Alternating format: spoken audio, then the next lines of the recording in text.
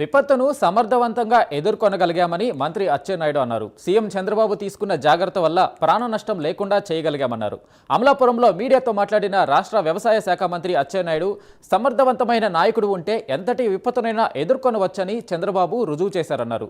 పంట నష్టం ఏ స్థాయిలో ఉందో అంచనా వేయాలని అధికారులకు ఆదేశించామన్నారు. జిల్లా యంత్రాంగం వివిధ శాఖల అధిపతులతో సమావేశం పెట్టి స్పష్టమైన ఆదేశాలు ఇచ్చాం. వితిన్ 2 అవర్స్లో మొత్తం ఎలక్ట్రిసిటీ అంతా రెక్టిఫై చేసి ప్రతి ఒక్కరికి కరెంట్ ఇవ్వమని చెప్తాం. ఇప్పటికే 80% అమలాపురం సిటీకి కానీ మండల హెడ్ క్వార్టర్స్ కానీ కరెంట్ ఇచ్చాం.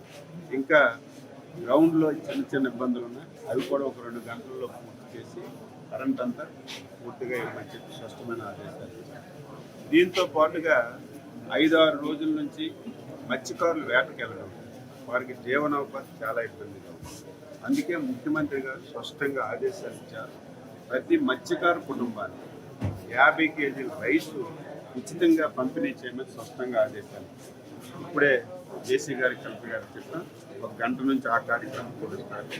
ఎవరైతే మత్స్యకారులు ఉన్నారో అదేవిధంగా వేవర్స్ కూడా, వాళ్ళు కూడా ఈ వర్షకాలం వల్ల వారి మగ్గాలన్నీ తడిచిపోయి వాళ్ళు కూడా వారి కార్యక్రమాలకు దూరంగా ఉన్నారు. కాబట్టి మత్స్యకారులకి వేవర్స్కి 50 కేజీల చొప్పున ఉచితంగా బియ్యం పంపిణీ చేయమని స్పష్టంగా ఆదేశాలు ఇచ్చాం.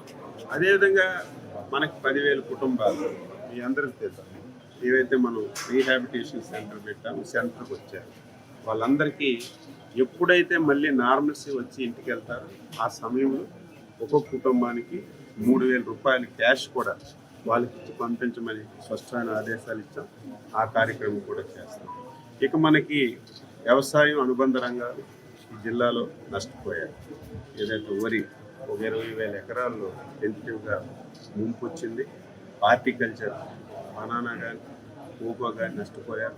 ఇవన్నీ డీటెయిల్గా టీంలు వేసి ఒక 4 రోజుల్లో ప్రతి రైతు దగ్గరికి వెళ్ళి వాస్తవాలు చూసి డీటెయిల్ రిపోర్ట్స్ అంతా అడిగాం.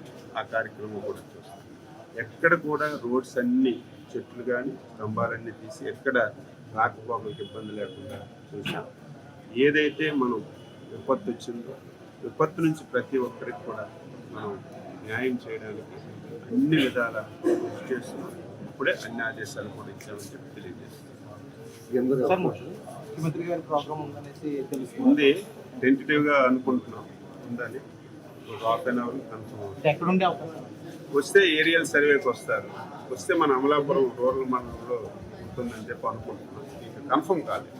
శాఖాపరంగా రైతాంగానికి ఏ విధంగా పరిస్థితి స్పష్టంగా నిన్న చెప్పాను, మళ్ళీ చెప్తున్నాను. ఆంధ్ర రాష్ట్రంలో ఉన్నటువంటి రైతులు ఆందోళన చెందవలసిన అవసరం లేదు. అటు శ్రీకాకుళం జిల్లా ఇచ్చాపురం నుంచి ఇటు తిరుపతి వరకు నిన్న జరిగినటువంటి తుఫాన్లో ఏ రైతు వ్యవసాయం కానీ హార్టికల్చర్ కానీ ఫిషరీస్ కానీ ఎవరైతే నష్టపోయారో ముఖ్యమంత్రి గారు స్పష్టంగా రాత్రి ఆదేశాలు ఇచ్చారు వ్యవసాయ శాఖకి. నేను కూడా ఉదయమే టెలికాన్ఫరెన్స్ తీసుకొని మా డిపార్ట్మెంట్కి ఆదేశాలు ఇచ్చాను. వితిన్ 4-5 డేస్లో టీమ్స్ వేసి గ్రౌండ్లో ఎన్యూమరేషన్ చేసి వాస్తవాలన్నీ కూడా 5 రోజుల్లో రిపోర్ట్ చేయమని చెప్పాం. ఆ రిపోర్ట్ ఇమీడియట్గా కేంద్రానికి పంపిస్తాం. కేంద్రం రాష్ట్రం కలిసి విపత్తుల నిర్వహణలో ఏ పంటకి నష్టపరిహారం ఇవ్వాలి, దేనికి ఏ విధంగా నష్టపరిహారం ఇవ్వాలనే స్పష్టమైనటువంటి నిబంధనలు ఉన్నాయి. కాబట్టి నిబంధనల ప్రకారం